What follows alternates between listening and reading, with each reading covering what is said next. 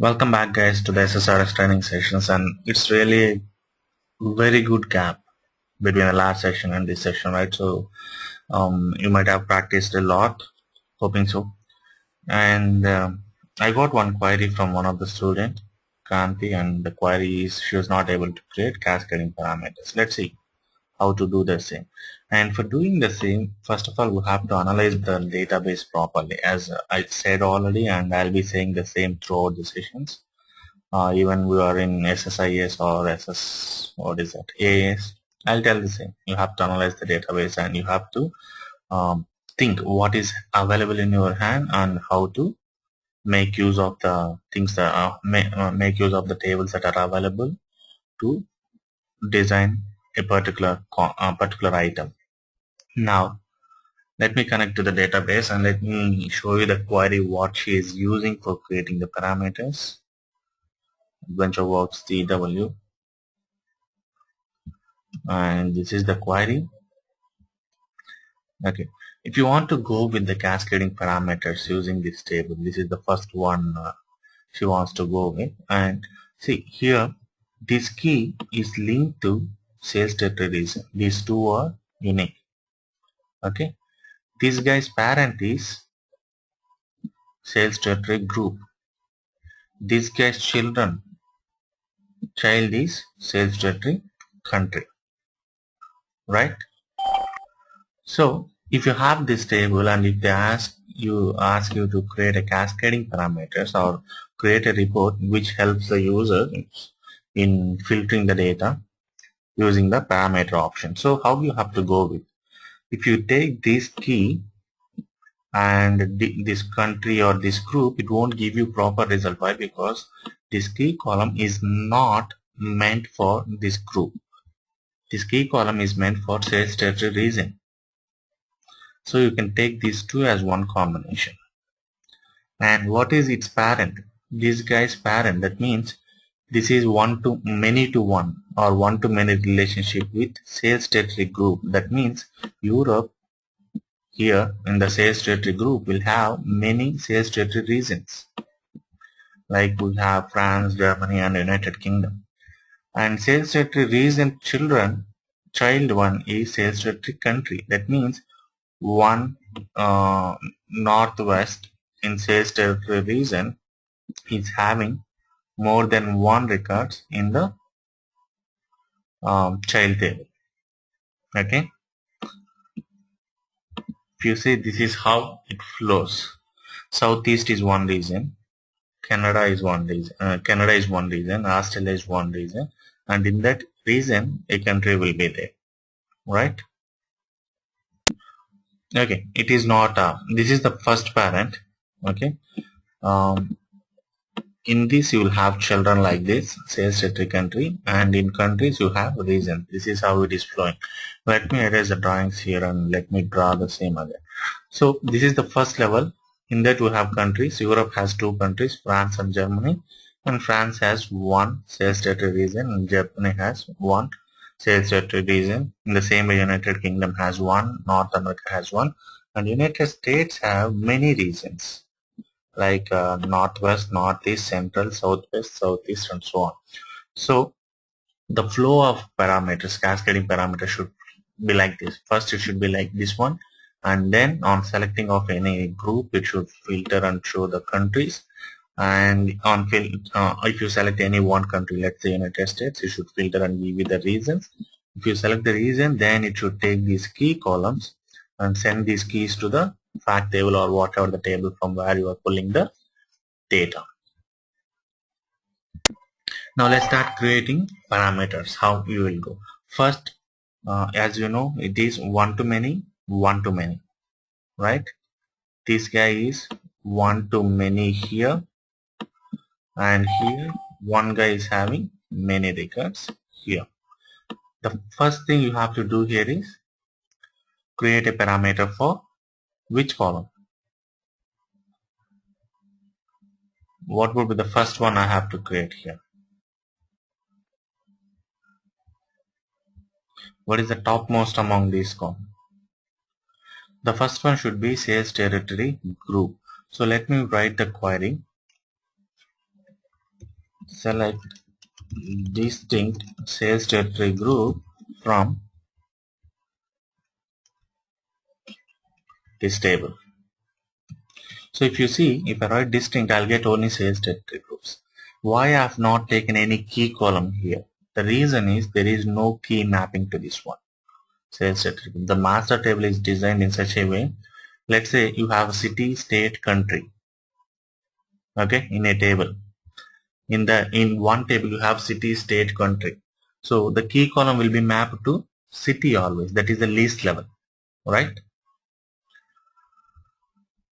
If you take an Excel, let's assume you have a city, state and country. You are maintaining in one single master table. Then you will have ID, city, state, country. First ID, city is Hyderabad, state is AP, country is India. Second, Bangalore, Karnataka, India. Here, do you have any unique column for unique key for India? Unless and until you split this India, you move this country India to a different table like country ID and name and make it as one India, then only you will have a key column here, right? So this is how you will split the tables. If you don't split the tables country wise, state wise and city wise, then you will have only the key column for the least level. The least level is city here. Okay, if you see, this is city level, the table is city level, and that is why the ID column is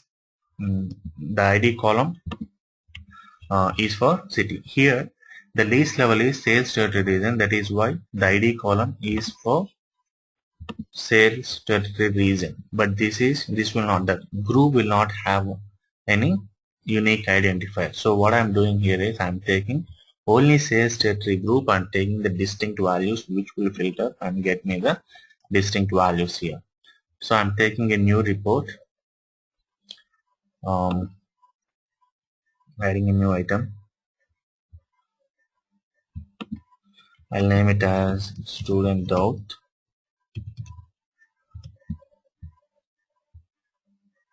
So the first thing I have to create is the connection. Let me set the data source. I'll take it as test, embedded with it, or use the shared connection. Let me see whether I have shared or not. Yes, I do. So click on OK. Now I have to create my first data set that will be used for that will be used as source for the parameter sales territory group. If I click on OK, this is created, and if I go to parameter, create my first parameter, param group, and I'll make it as group. Okay, I'll take it as multiple value, and available values will be coming from the data set, and both the key column and name column will be the same, that is group, because there is no separate key for available for this particular group column. So if you see now, the parameter is created with the default with the values Europe, North America, NA and Pacific. So the first step is created. If you see here, the first step is created. So now if I select any one, then what it has to load? It has to load the countries.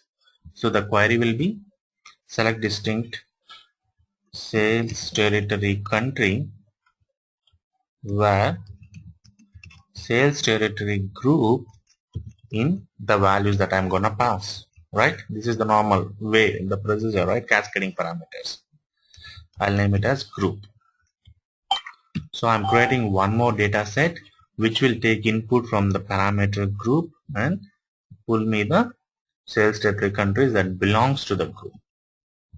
So let me create the data set first. Add data set, and I'll name it as country _ds, I'll set the query and parameters should be mapped here. So the value for this group will be coming from parameter group, and this is created. Now let me add the parameter country. Param country, allow multiple values.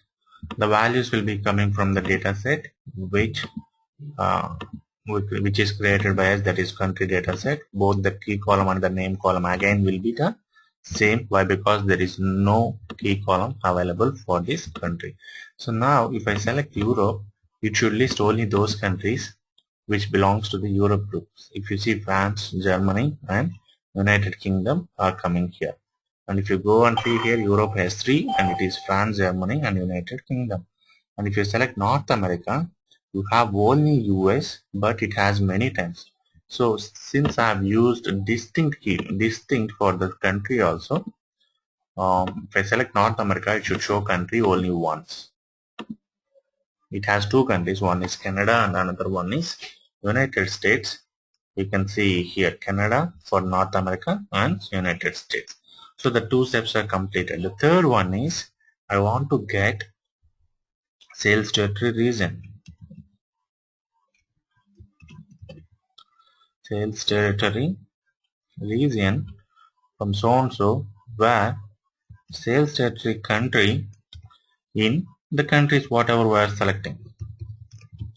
Here we have a key column to use, right? If you see, this is mapped with this key column, so you can also get the key column if you wish to have. Sales territory key, and let me copy this query. And if you see the query, I'm getting sales territory key and sales territory region from this table where the country is in the selection, whatever the selection that user is going to select using the parameter country here. So let me create a data set here. I'll name it as region underscore ds. The query is fine, and I'll map the country with the country here. Done. Now let me create a parameter for region.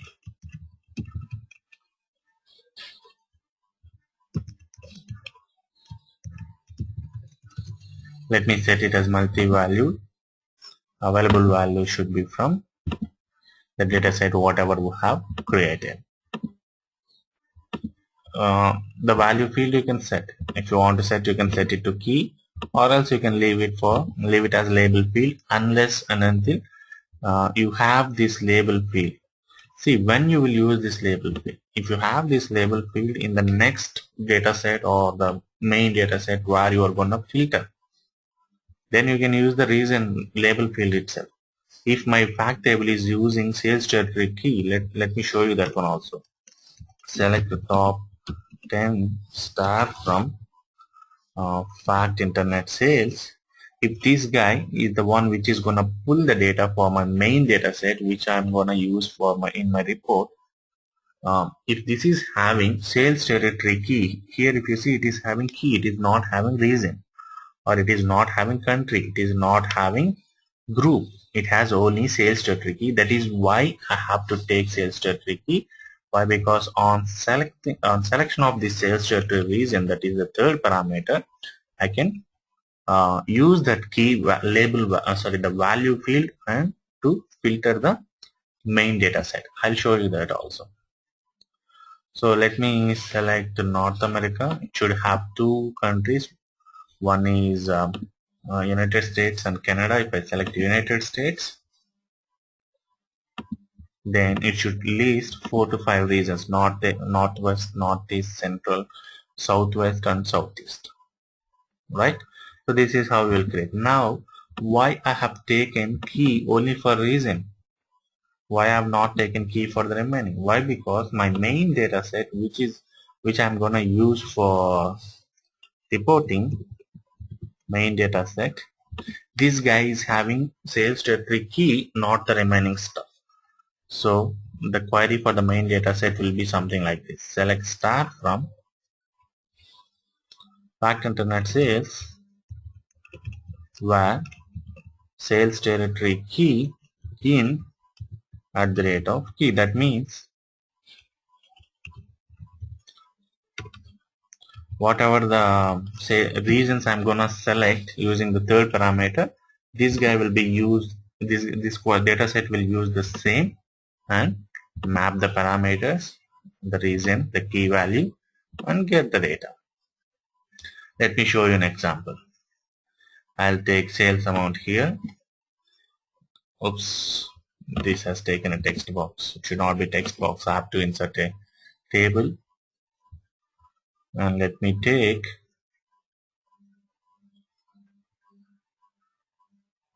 sales amount, tax amount, and freight amount.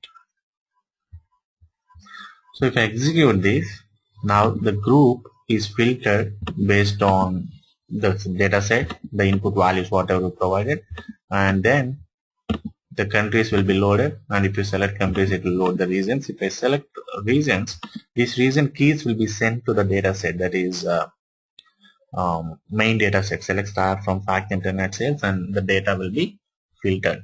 And if you see, you are getting something around good amount of data. Let's say 495 pages. But in normal, in total, we were having something around 1000 something pages, right? Now it filtered only United States. Now let me take Canada alone. And here it has only one region, that is Canada. And if you view report, it will filter, it has to filter and get only Canada sales, and it is only 175 pages report. So if you see how it flows, first you have to find out that.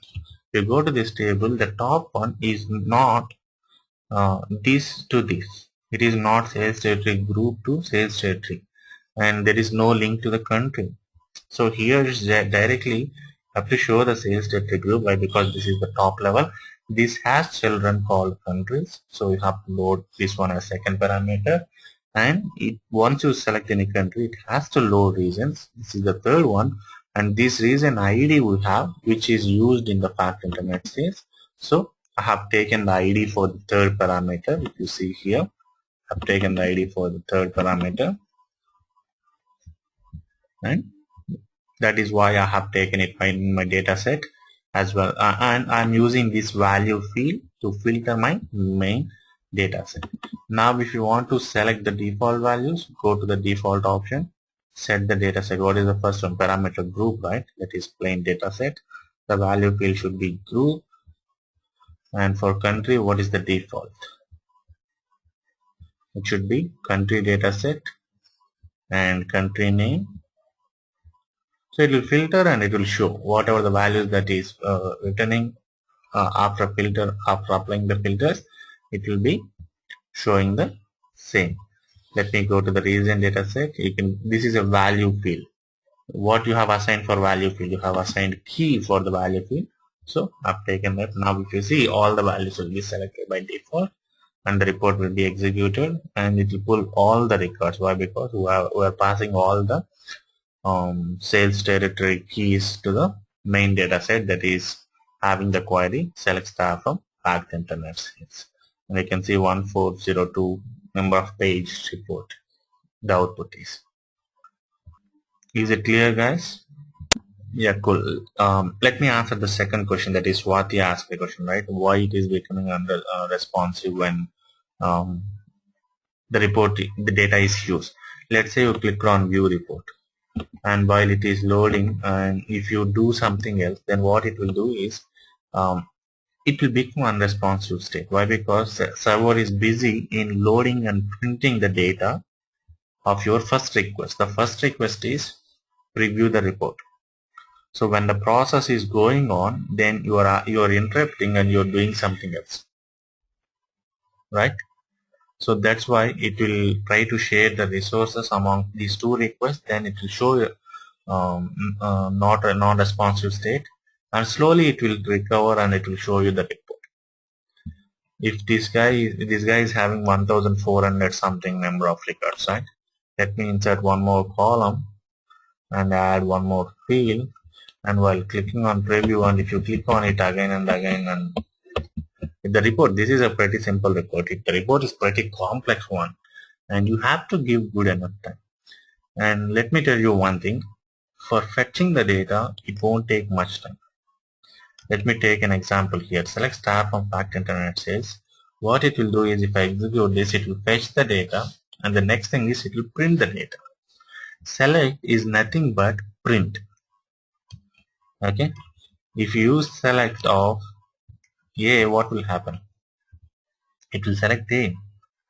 That means it is selecting A from a table? No, it is just printing A. Select is equal to print. What it has to print? It has to get all the records from fact internet sales table and asking the server to print. If I execute this, for the select statement, that is getting the records, will not take much time, but printing the same will take much time. Okay, let me do one thing. This is one table, union all.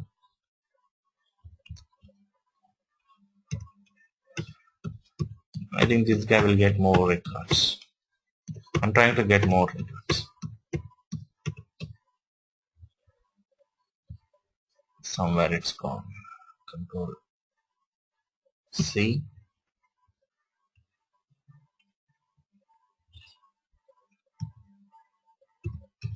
So this will return many records, right? I'm unioning the same table again and again and again. So the select statement will not take much time, but the printing will be taking much time. If you see here, the printing part, it is continuously printing. So the printing will take more time. So while the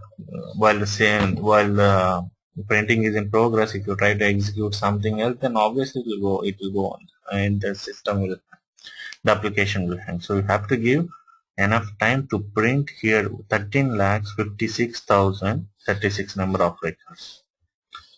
So unresponsive, the system what you are using is not best in the configuration, so you don't worry about that. But yeah, there is a problem with the SSRS. If the report is pretty complex or huge in functionality, then it will go to unresponsive state. Okay, it is not with bits and it is not with SSMS. Bits is a more complex framework compared to SSMS. Bits framework is, see, when you search for something, or when you are loading, okay, or when you are copying something, what your system will do is it will check everything that is present in your desktop, right? If the desktop is pretty big one, then it will take a lot of time. It will scan the complete desktop items. Okay, in the same way, if you take the bits, it is huge. It has a lot of DLLs. It's a pretty complex framework, and it is meant for so many kinds of problems. But the SSMS is a light one, and it all depends on what functionality. Here you cannot write the complex, and you will face SSMS also in real time. Even this one will become unresponsive state. So you have to give enough time. You have to wait. You have to go and grab a coffee. Meanwhile, it will become to normal state. Sometimes you have to kill the process. You have to kill the SSMS or bits. Sometimes, not regularly, but when it becomes to unresponsive state and it is not responding after a few minutes also, then you have to kill it and re-execute. So that is there. Okay, and hope that one will not be an interview question for you. So chill. Any other questions, guys?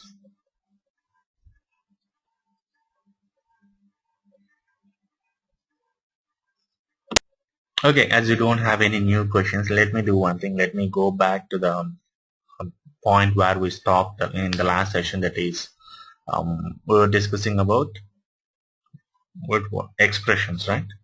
So let me take the same report, and we were discussing about different categories. Now we are at the last category. What was the category we were discussing about? Anyone?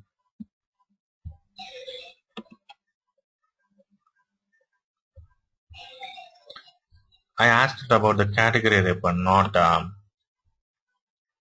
its functions. Common functions. We were discussing about the common functions, and we discussed about daytime, and math functions we have to start. So we discussed about text functions, we discussed about daytime functions, and we have um, math we discussed, right? Math functions also we discussed, and inspection we have to discuss. Okay, so inspection functions, where we will use these inspection functions. So inspection function, the name itself says that if it will check, it will inspect whether the item is so and so or not. If you see, generally in if conditions we will use this.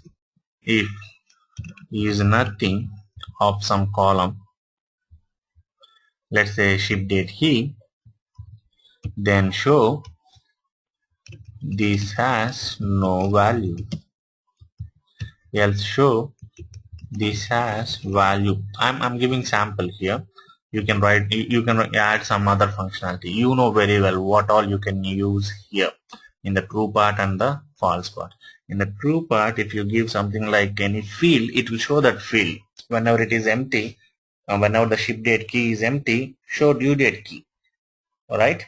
If the functionality is like that, it will be executed. Here I'm giving some dummy text. So my intention here is to explain what that is nothing function is. Is nothing function will check whether the value is null or not. If it is null, then it will check and give you the what I can say, whatever the true part or false part, based on that it will give you the result set. Let me show you. I'm adding a calculated field to the existing data set. Calculated field. I don't know whether I can add it or not. Test. Null will not be accepted, I guess. Best. See, it will be taken as string rather than null. If I give like this, it will be taken as string, I think. Okay, let me check whether the particular field is null or not. I have added two fields, right? If is nothing of what is the field that I have added? Best, right? Best and test. Let me go and use any one. Best. Then show this is nothing, else show this has something. Okay. If it takes a string, then it will show the string. Let me execute this.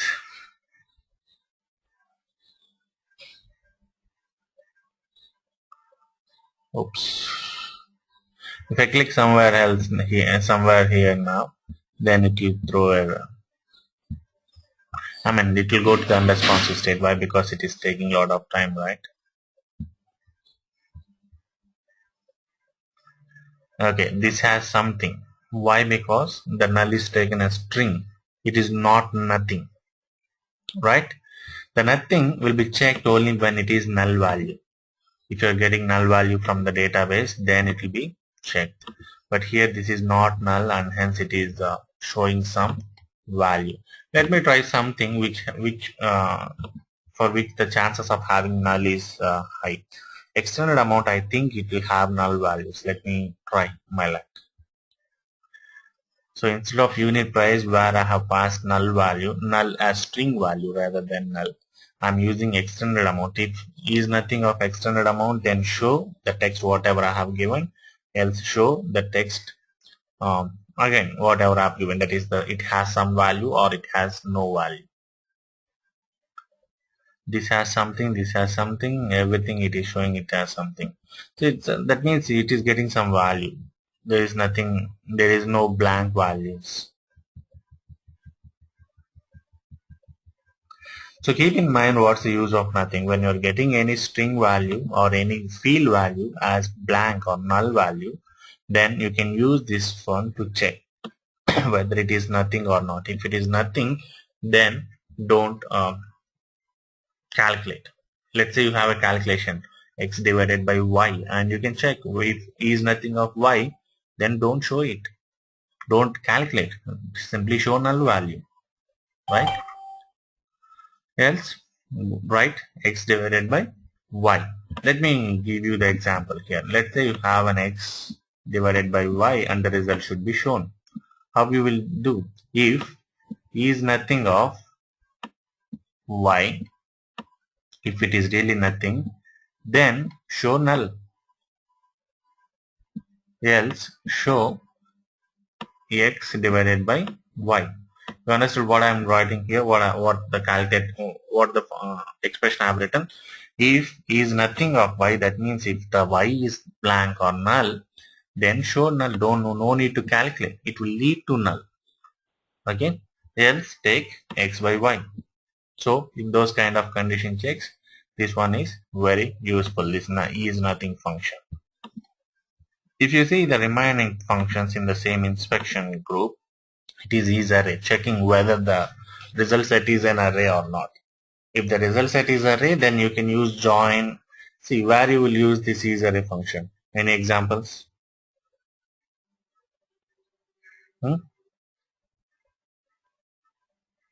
Array means it will have more than one value. Where we will have that more than one values? We will have it in multi-valued parameters, right? In multi-valued parameters, not single-valued parameters. I'm repeating. In multi-valued parameters, you will have more than one value, right? If E is array of, let me take a parameter group, comma, good, else, bad. So I'm asking the server if the first parameter group is an array, the value, here you have selected 4 values, right? Europe, NA, North America and Pacific. If these 4 forms an array, that means it's a collection of items, or you can check whether it is a multi-valued item or not, right? Multi-valued parameter or not. If it is an array, then it will show good. Yes, it is an array. It has more than one value selected. That means what it means? If it has more than one value selected, that means it is multi-valued parameter.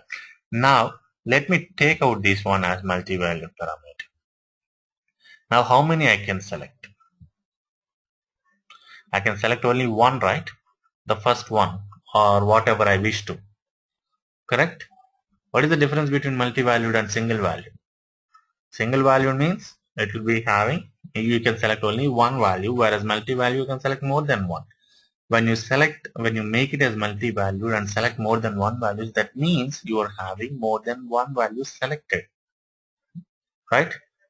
That is an array. That's what I'm checking. If it is an array, that means it is multi-valued. Else it is single valued. Instead of showing good and bad, what I can show here is, to make you understand easily, this is multi-valued parameter.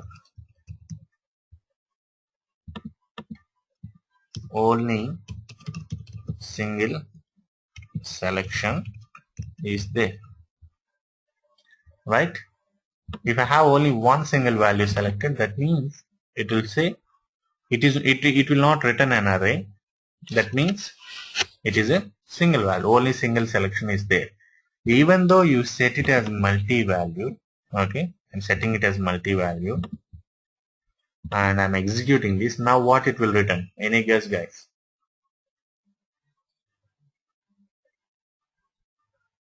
It has an array. It is an array. The output of this parameter now is an array, and that is why it will be evaluated to true. The function is array will be evaluated to true and returns this is a multi-valued or something like that, whatever the text that I have given in the true part.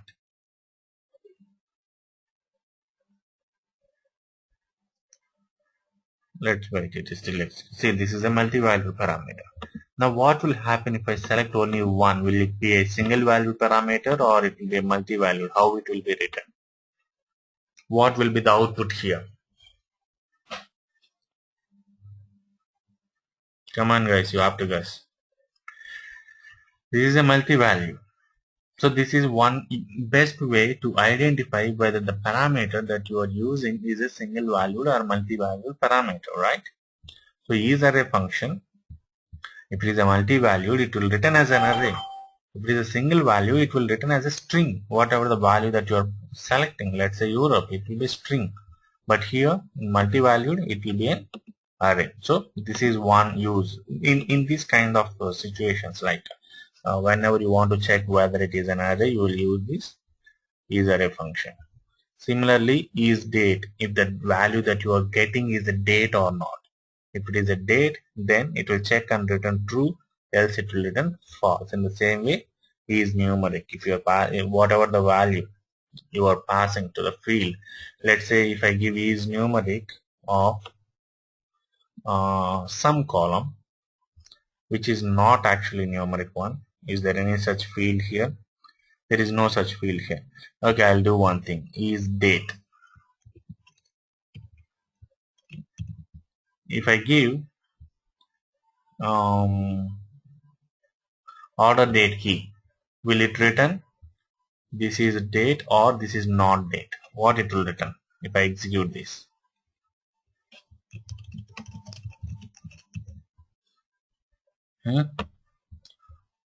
What it will return, guys?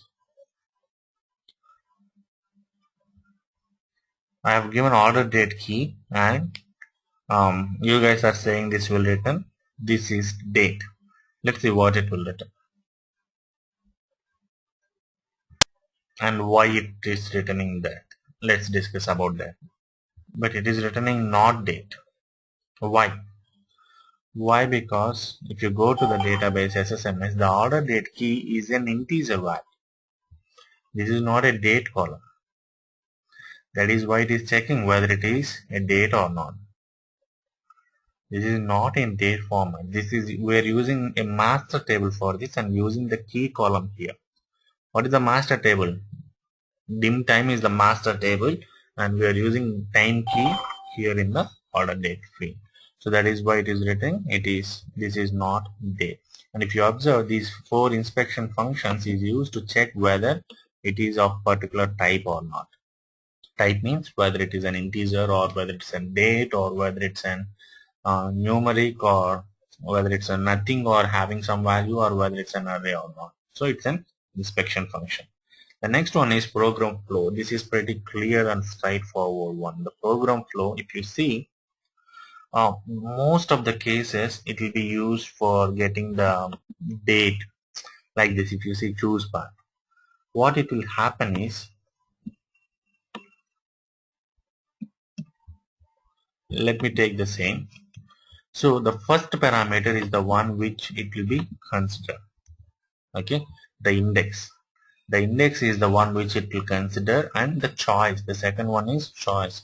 So what this one means is, show me the second among the choices. What is the second among the choices? It is 15. So it will show 15 in this expression. Before going to that, I will filter top 100 records. It is taking a lot of time to generate the report, right? Why I have to show? I'll filter top 100.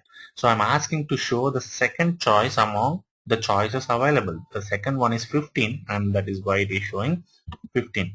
Now let me change the expression and let me set the choice to 3. What it will return? It is choosing third one among the available choices. It is 21, that is the third one available, hence it is returning 21. What it will happen when you give 4? Will it return error or will it return blank or will it return the 21 again? It will return the fourth choice which is not available, that is blank. So this is how the choose function is used to pick a choice, pick an item from the available choices. This one won't give you a proper meaning, right? If you see, this is not the best one. If you go to the second example here, you can get the week, right? You can get the week from the date. How you can get the week? I have to tell that, right? Week can be retrieved using date path function, which we have discussed under date and time functions. date part of week of today, that means today's week it will take, and if it is 1 then it will show first, if it is 2 it will show second day, if it is 3 it is third day of the week, if it is 4 it is, see, the week starts from Sunday. Sunday will be 1, if it is Sunday it will return first, if it is Monday it will return second, if it is Tuesday it will return third. I think it's Monday in my area, in my time zone, sorry, Tuesday, so that is why it is returning third. Sunday, Monday, Tuesday. Alright. So this is how you can use the choose. And the next one in the same group is if you are very much aware of the if conditions, if and nested if and all the functions. Now let's see the third one, that is switch. Switch is used to check different conditions.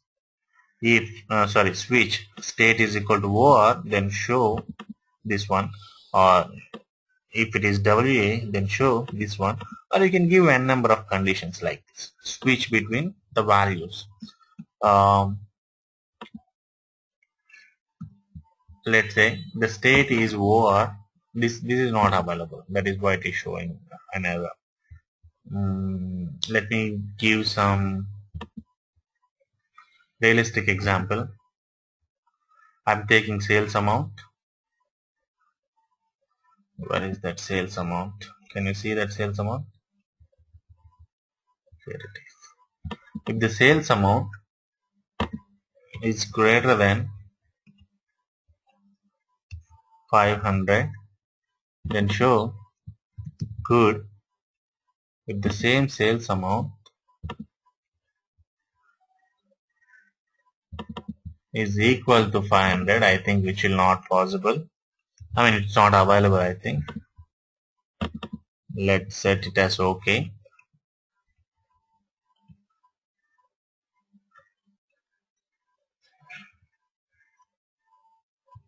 And if it is less than 500,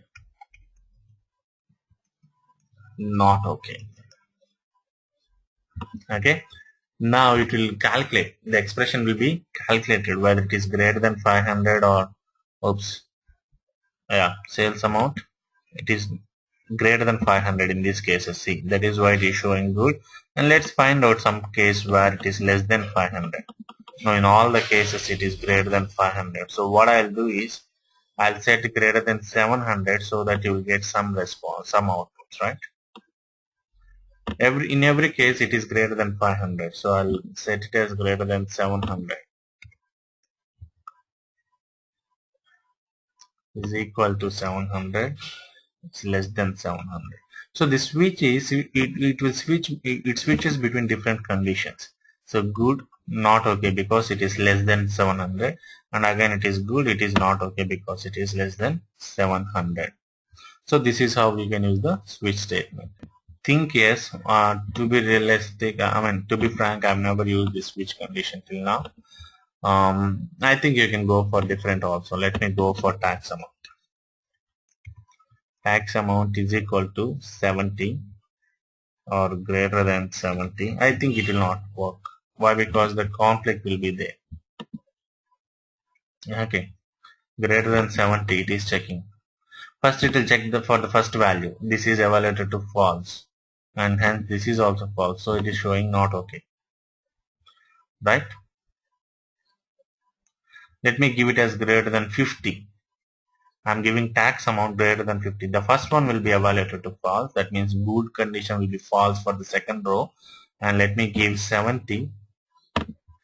See, let me show you an expression. If I have 699 something, this will be false, right? This will not be true. Now the second one will be evaluated. If I give greater than 50, it should show OK, right? See, it is showing OK. Why? Because this is false. The first condition is false. The second condition is true, and hence it is showing OK. So this is how you can use switch conditions. But most of the cases I have seen people using if-else conditions. Why? Because people don't want to write smart code or quality code. People want to write or achieve the output, including me. People means not excluding me. Okay. But you guys try writing using all the functions. The next set of functions is aggregate functions. It is pretty similar to the normal. See, you are using these functions. When these aggregate functions will come into picture? We have already used this. How many of you guys remember where these aggregate functions will come into picture? Generally in SQL Server, all these aggregate functions will come into picture when we talk about group by functions, right? Now, here in this case, if you are going for a matrix rather than a table, this is a tabular report. Instead of that, if you go for a matrix, and if you add something from the main data set, let's say customer key, and here if you add sales amount, immediately it will be sum. Why? Because for all the customers, similar customer, if there is a customer called XYZ who has made thousands of sales in a particular Adventure Works mall or online mall, okay, then it will take the sum. And if you go to this expression, this is nothing but this is using an aggregate function. So this one of the aggregate functions is sum. If you see, here it is. Sum will give sum of the values based on the grouping part. The grouping here is customer key. So based on the customer key, it is giving you the grouping part. Now if you want to have one more child, you can add group child, and let me take customer and ship date. So when the customer bought a product on a particular ship date, then it will sum. It is nothing but group by customer key comma ship date key. How you will get sum of the same query? If you take here, select sum of sales amount from fact internet sales. This is pure sum function, aggregate function. But here what the earlier case was group by currency, right? Sorry, customer key. Group by customer key. If I execute this is how it will be written, group by customer key. And let me show you the same here. Go to the last page. Why the report is not showing? Let me remove this report for some time. Yeah, 1453 something, it will be here. It is ordering based on the customer key here. Let me order in the same way. Order by customer key.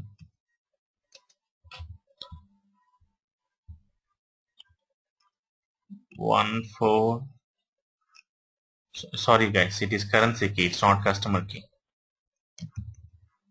Currency key, and it will be somewhere here. 14. Oops, I'm getting only top 100 records, right? So that is why it is creating the sum on top 100 records. So see, so many things you have to tell all these things if I forget.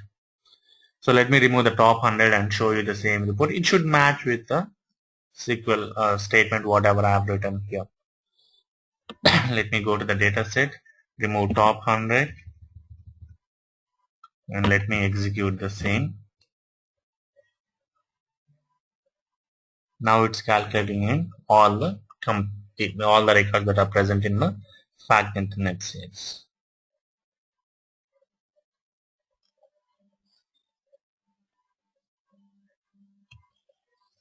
This is faster, right, than the SSRS report.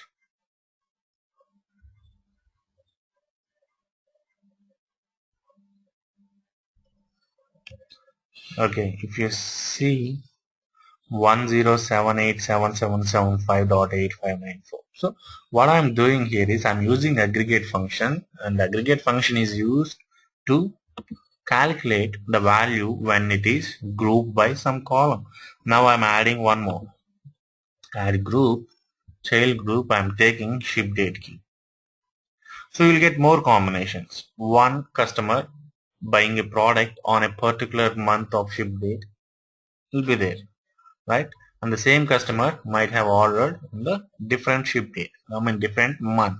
So here ship date key needs to be added, and see this many combinations, 3549 combinations are coming, and the same thing will be coming here. See the currency key when it is 6 and ship date is on 8, you have 6119.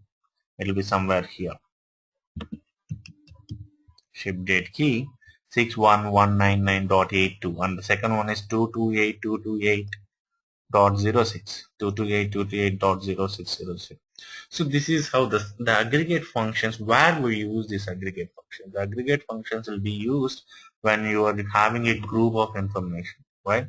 Like when you are grouping by. So the group by concept will come into picture when you go for matrix. And if you see, we have different scopes for this. If you go to the aggregate function, if you don't specify anything, that means the scope is whatever the scope you have given. That means the left hand side, whatever the groups you are having, or the column groups, whatever you are having, that is the scope. Now you can give a different scope here for this aggregate functions. Remember, only for aggregate functions we can give the scope. Here you can see group by gender or group by gender, recursive, all this kind of scoping. Let me go for, here you can see the scope as string, and the third one is scope again, scope as string, and recursive as RDL recursive. I don't know that recursive. Let's talk about scope at least. So what the scope will say is based on what scope you want to get this. Now I'm giving main underscore ds as scope. What is the main underscore ds? What is the main underscore ds, guys? It is the data set what we are using to get the complete records, complete data to show in your report, right? So in the main underscore d, I have given the main underscore ds as the scope. I specified it explicitly. So that means don't depend on the groups here. Just get the main data set and scope. That means all the records that are getting in the data set, use that scope.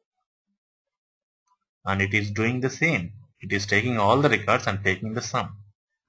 Right? You understood what's the difference of adding a scope or adding not adding a scope?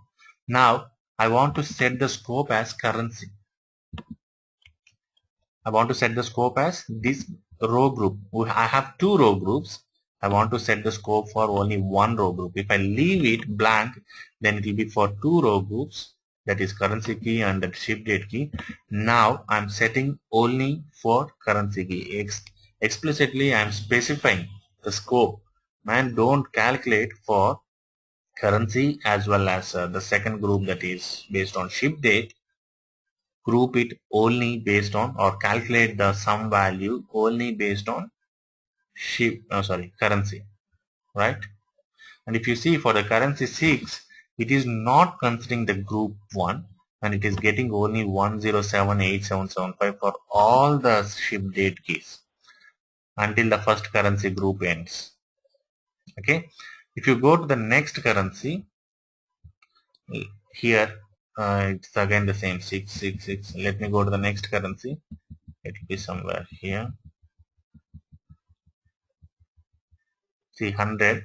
For all these 100 currency group, it will be the same. Why? Because it is calculating the value at this level. I have specified explicitly that calculate it at the currency level. It is calculating but showing the same for all the ship date. So I'm explicitly specifying the scope. So the scope will play a fantastic role like this. You can limit, or you can apply this aggregate function as per your wish. Instead of, even though it is showing group by so many different items, you can set the scope like this. So if you see the remaining functions, it's exactly the same. Count, if you remove sum and make it as count, it will give you the count of rows. with this scope, if you remove this, it will give the scope of the row group items and the column group items. Or you can set the data set level scope, that is how many records that are coming to the data set. And count distinct means count distinct number of rows, how many distinct number of rows are coming. And count rows, it is a different function which is used to count how many rows are coming, irrespective of any. If your data set is having 100 rows, you can use, if you use count rows, it will give you 100 as output. Okay. And first will give you the first value that is coming for every scope. That is that for this currency, what is the first value that is coming? The first value will be shown, the last value. If you don't specify the scope, remember only difference between specifying and non-specifying the scope is if you don't specify this, then if you have any group bys used in your say matrix report like row group and column group, the scope will be based on that groups. Else, if you specify explicitly, then it will take only that scope. Like if I specify main underscore ds, whatever the function, whatever the sum or count or first or last or max or min, whatever you are going to use, it will be using the same. Okay, max, min and standard deviation, it all depends on the scope. If you set it as data set level scope, for the complete records in the data set, the standard deviation will be calculated, else it will not be. It will be calculated only based on the group of items. Now SDDevP means it's a variance, standard deviation with variance, I think. Population standard deviation, and some we discussed about it, and where means variance and population variance, running value, what is the running value, and aggregate function. So if you see here, almost all the functions, if you see the same structure,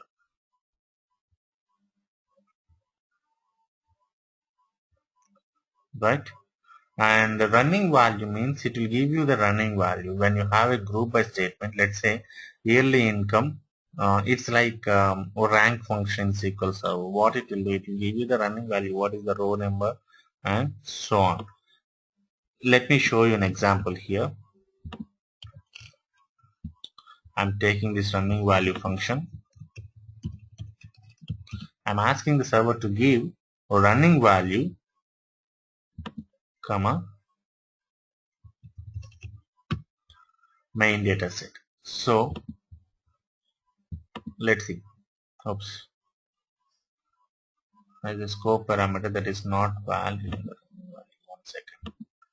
I think I have not given the proper running one.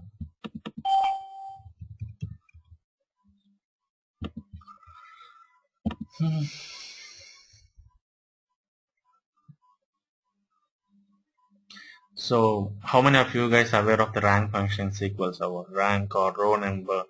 So those are helpful in providing the ranking of the rows. If you have 100 rows, you can provide ranking 1, 2, 3, 4, 5, 6 and so on till 100. And in the same way, this is 18th record in this group. This value, based on the value, whatever the currency key we have used. And you don't understand this, man, if I explain it in this way. This is pretty tricky one. How can I explain this? Yeah, these are analytic functions, and I have used it a couple of times. This ranking, I have used it a couple of times, so that's why I'm trying to explain. How can I explain this function? Running value.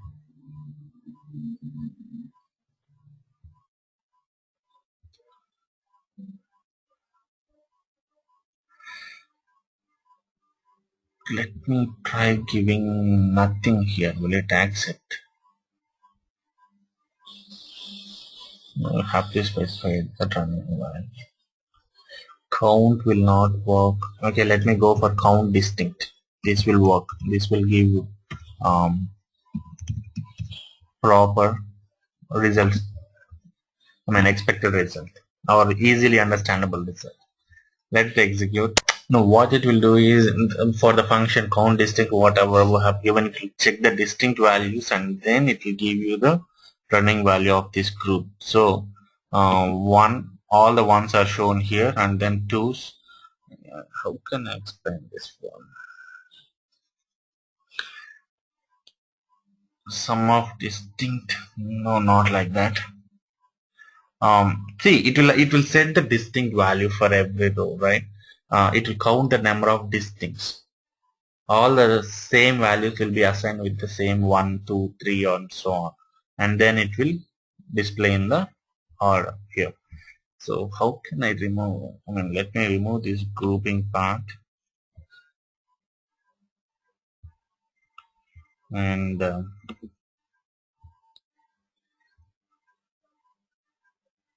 I have given sales amount. Right? See, whenever the value is getting duplicated, it will be the same problem. Let me remove this group also. Delete columns and associated groups. Now, let this one has some scope.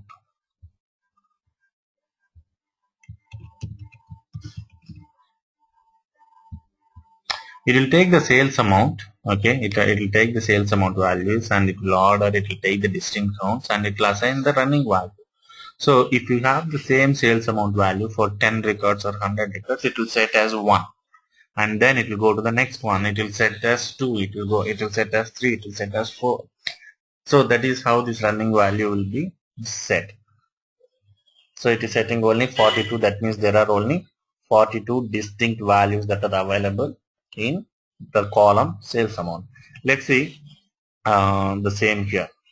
Select distinct. I've given distinct count, right? That's fine. Sales amount. You can see there are 42 distinct sales amounts. Right? So the same. How many distinct count are there? It will give the running value of the particular value.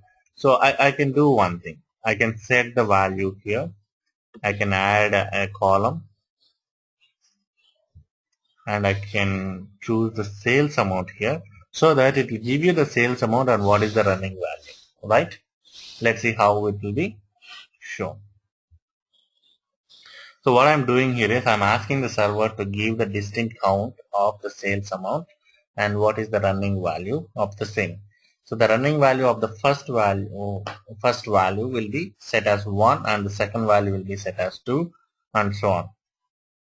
Oops, this should be inside the group. 1 second, guys.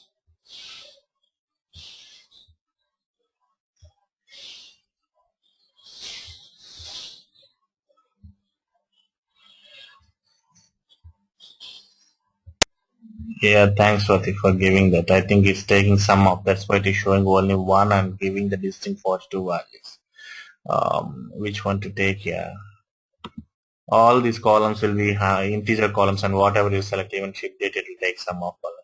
So that's the problem. Do one thing, you join this one with the dim product, and select the product as the second column here, and set this group, okay, for of the sales amount, and you can easily understand how it comes. Okay, so the running value, and I'll try to find out the better example, and I'll explain you in the next session.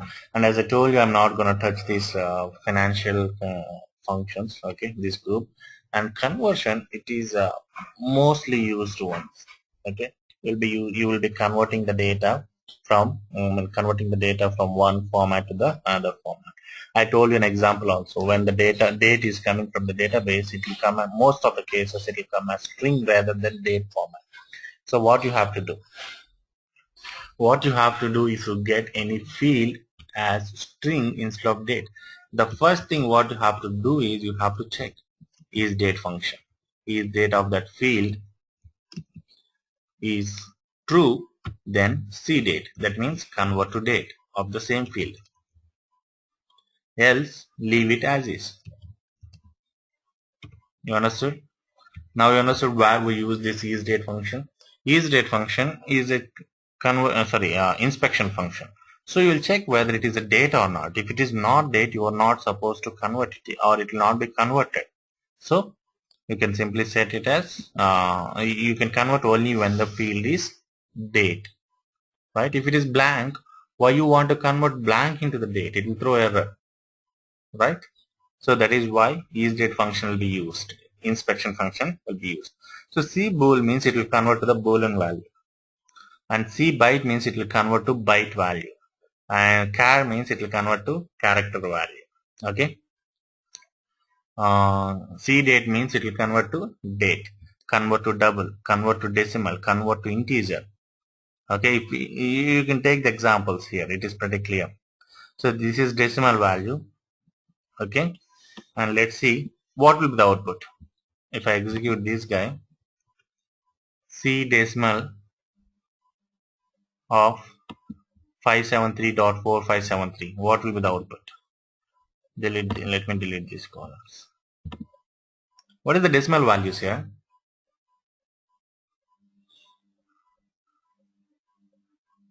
Guys, don't you know decimal values?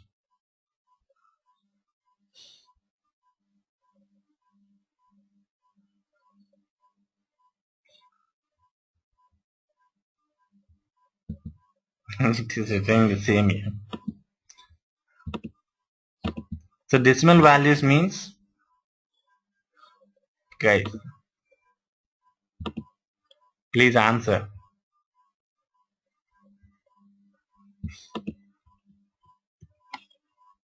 22 divided by 33. What will be the output? The output is a decimal value with some decimals here. Value with decimals. So if instead of C decimal, if you specify C int, it will be trimmed. The decimal value will be trimmed and only integer value will be returned. And decimal values means it's always with this decimal value 0.6666 something, right? Now I'm using the same 22 divided by 37 but not with C decimal. I'm giving with integer. C int, that means converting to int. What will be the output? Will it be the 0 or 1? Sure.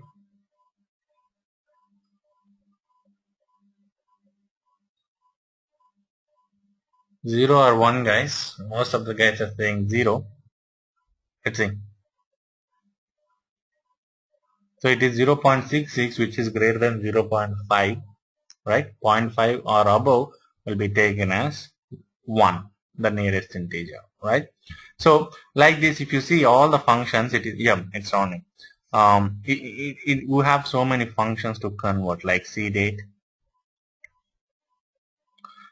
C integer, C long values. Convert to long means it will accept pretty huge value, long decimals. And object means it can be anything like integer, decimal, or string, or date, whatever may be the data type. Object is a universal one. It will accept any kind of data. Even you can give Chinese data, it will take it, right? So C short means it will give you short value. And single, okay, single double, right? Single means short value, limited. I mean, it's like small int and big int. And C string, that means converting to a string value. And integer position of the number. This is what it's saying. Returns the integer position of the number. Let's see what it will return. Okay, I've never used this fix function. What it returns, let's see. Minus 9.25, it's saying it returns the integer position. What is integer position minus 9.25? 1, 2, 3, 4. No, position, it's not the value here, it is position. It is saying it returns the position of the integer.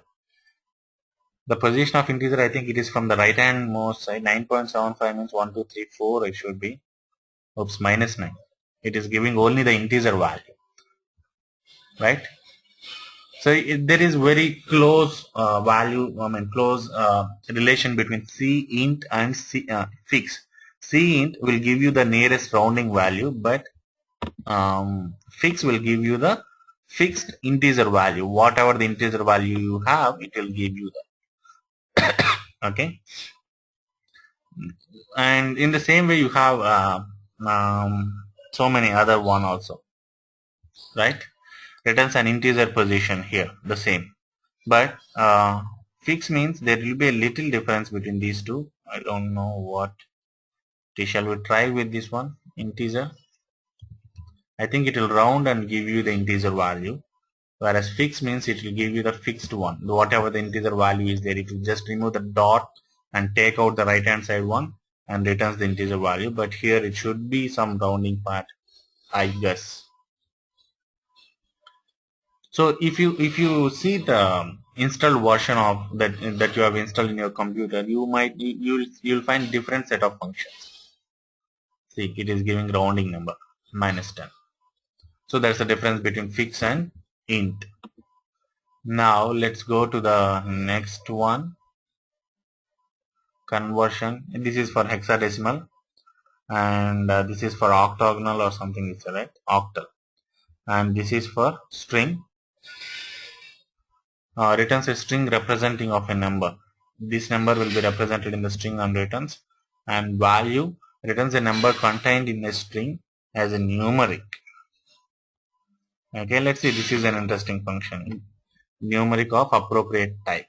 Let's see, this is the one 6706, and it is saying it will return a numbers, what number we have, and let's see whether it returns the value 6706 or something like that.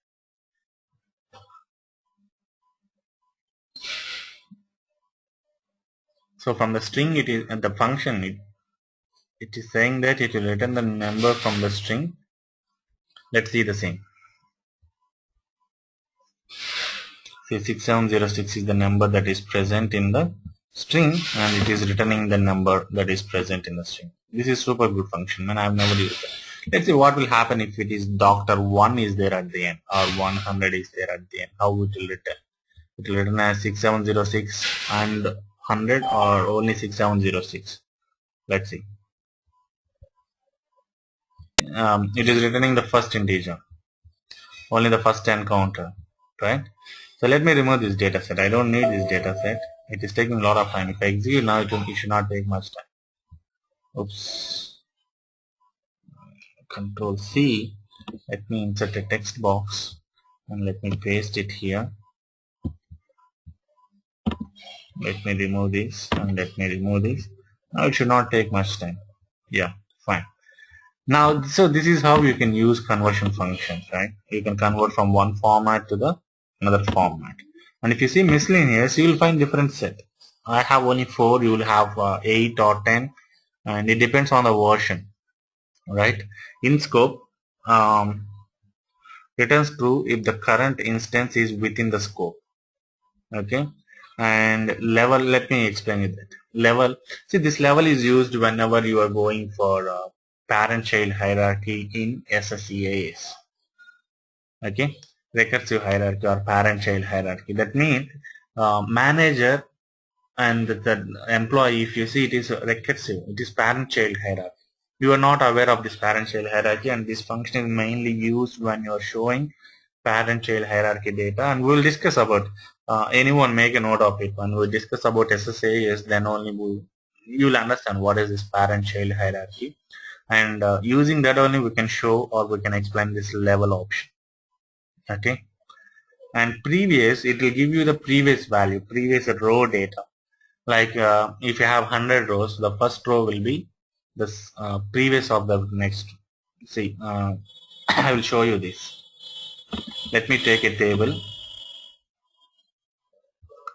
and I'm having country DS, sales territory group. Okay, I'm taking sales territory group. In the second one, I'm taking the same sales territory group,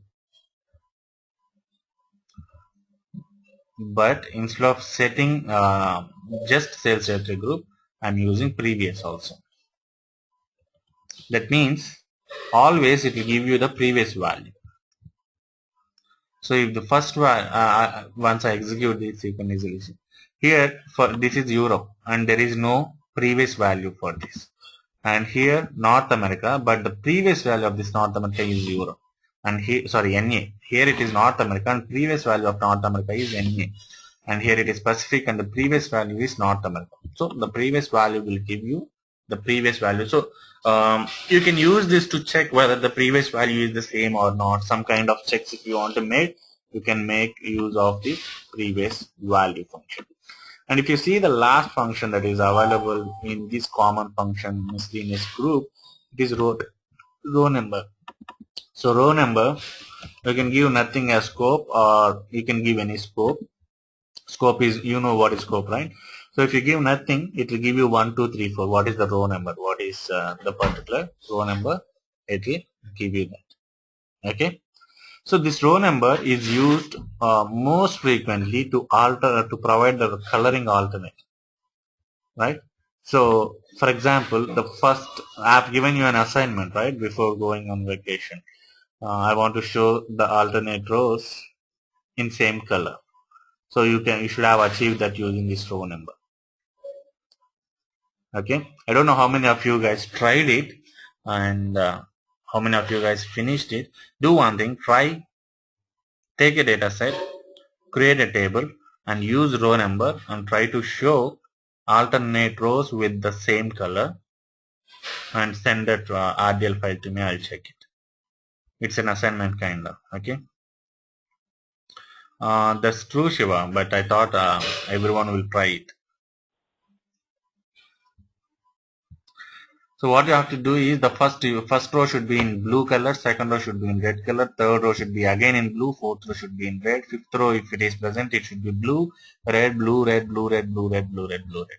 It should be like that. Okay. So try that and send that RDL file to me. And 1 second, she's asking something. Some question. Show alternate rows in same color in SSRS report. Okay. So try that and send that assignment to me before the next session, and tomorrow we'll catch with the groups. See, we were discussing about different functions, right? Different functions in the expressions page. And to be frank, not all the functions are used regularly. Very few functions, routine functions will be used, and not everyone is aware of all the functions also. So in next sessions we'll be discussing about two things. One is the properties here, tablets properties, the column properties, the row properties, the row group properties and the row properties, and this data group, row group properties and column group properties. So we'll be discussing about all the properties. And here you have, this is very important in SSRS, just like expressions. Okay, you need to know where you will find each property, and once it is done, then we will start discussing about the remaining chart types or toolbox item types like rectangle, list, image, subreport, chart and gauges. Okay, and those things will go smooth. And main thing we are going to discuss, the first thing we discussed, important thing we covered is parameters, expressions, and in next session we are going to discuss about the properties of the tablets and groups, and then we can continue with the remaining charts. That's it for today's session, and I'll catch you in tomorrow's session same time. Okay, thank you guys, have a good day.